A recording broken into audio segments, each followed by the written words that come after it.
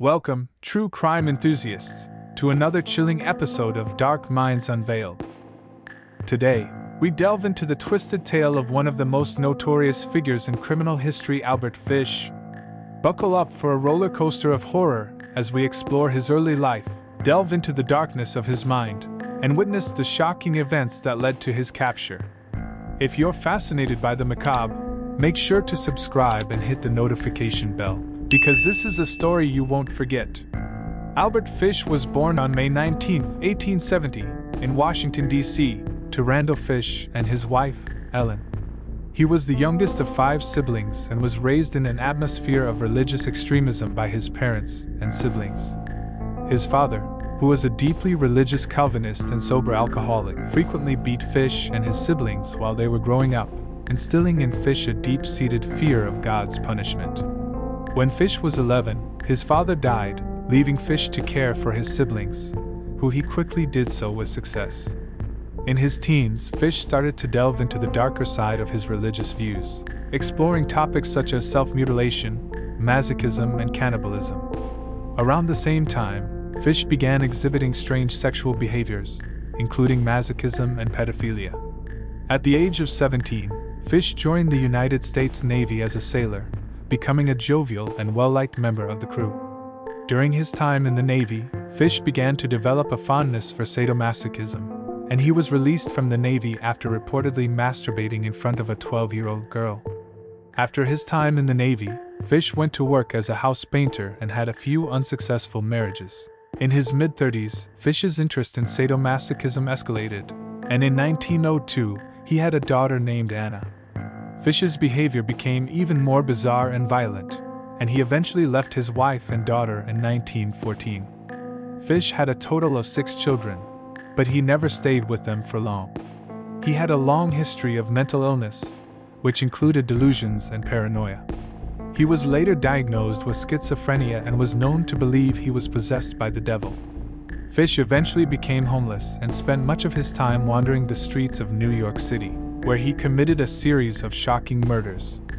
Albert Fish was a serial killer whose depraved and inhumane acts resulted in the deaths of many innocent children, which earned him his chilling nickname, the Gray Man. Fish also committed further atrocities against other children, including Edith Thomas, Billy Gaffney, Francis McDonnell, and Yetta Abramovitz. He would typically abduct, torture, and kill his victims, often disemboweling them and eating their flesh. In some cases, such as with Billy Gaffney, he would sexually assault the children before killing them. Between 1924 and 1932, Fish's monstrous acts unfolded. He preyed on young children, luring them with promises of jobs or gifts before committing heinous acts of violence.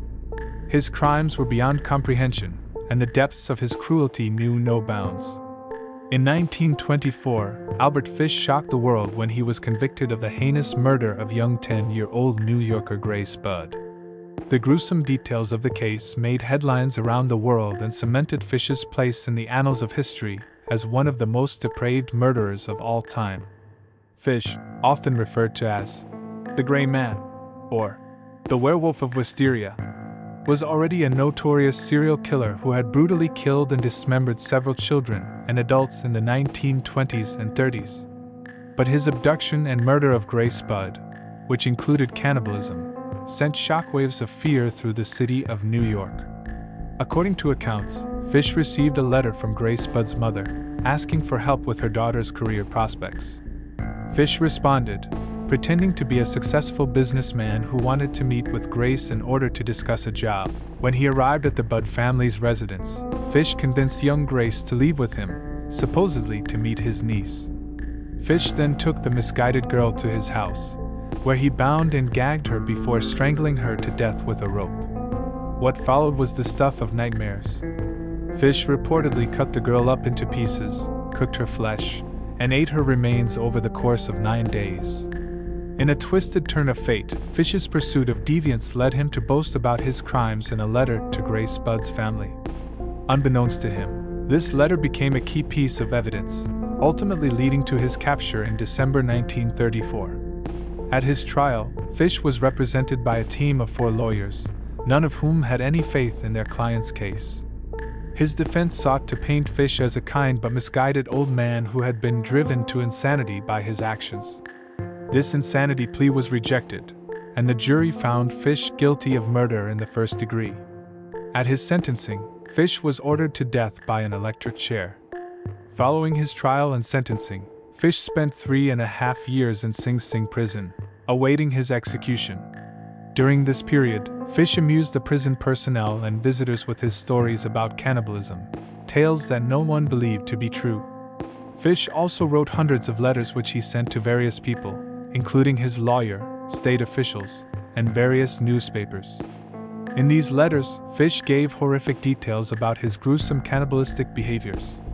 Despite his numerous mental health issues, Fish was declared mentally competent by 2 court-appointed psychiatrists and was executed by electrocution on January 16, 1936.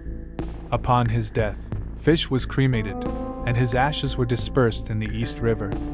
To this day, the crimes of Albert Fish remain among the most bizarre and gruesome of the 20th century and serve as a dark reminder of the potential for human depravity and evil.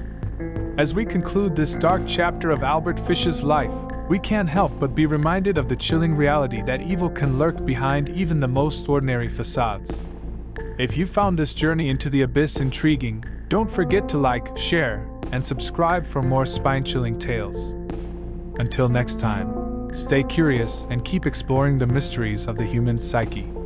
As we close this dark chapter on Albert Fish, his heinous acts serve as a stark reminder of the depths of human depravity. If you found this exploration into the abyss intriguing, hit that like button, share the terror, and subscribe for more spine-chilling tales.